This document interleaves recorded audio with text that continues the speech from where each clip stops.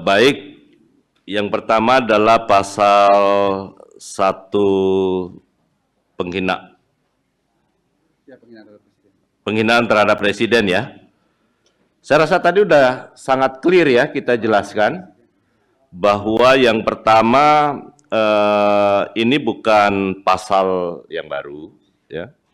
Kemudian yang kedua harus dibedakan antara mana yang kritik, mana yang penghinaan. Saya rasa teman-teman sudah pasti tanpa perlu membaca kitab undang-undang hukum pidananya, teman-teman pasti ngerti mana yang dihina, mana yang kritik. Kalau soal kebijakan apapun yang terkait dengan kebijakan yang diambil oleh pemerintah, saya rasa nggak ada masalah. Kementerian Hukum kayak seperti Kementerian Hukum kemarin ya, terkait dengan isu royalti umpamanya. Kami nggak ada masalah kan dikritik oleh publik, tapi kami buktikan, kami jawab bahwa kami lakukan pembenahan bagaimana kemudian sistem royalti itu bisa dipercaya oleh lembaga LMKN, itu bisa lebih dipercaya dan lebih transparan. Kan itu dijawab. Jadi nggak ada masalah soal kritik kebijakan dan lain sebagainya. Tapi kalau seperti katakanlah masa sebagai kepala negara, kepala pemerintahan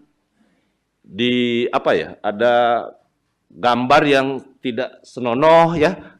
Saya rasa teman-teman di publik pun tahu mana yang batasannya namanya menghina maupun yang kritik. Dan sampai hari ini pun juga pemerintah sampai saat ini ya, saya rasa belum pernah ada satupun langkah yang diambil yang terkait dengan hal-hal yang terkait dengan kritik, ya nggak pernah ada, ya. Mbak Putu, dari Kompas TV, ya apa-apa, baik.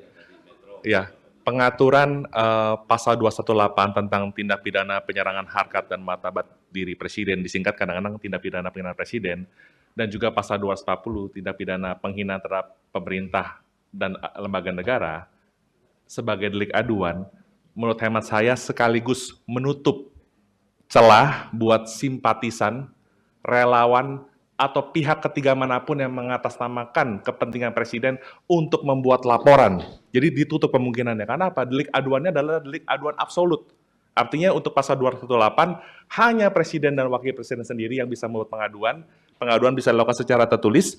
Dan kalau untuk pasal 240, hanya pimpinan lembaga yang tadi disebutkan Pak Wamen hanya ada 5, di luar 5 tadi tidak bisa, yang bisa membuat pengaduan baik secara langsung maupun secara tertulis.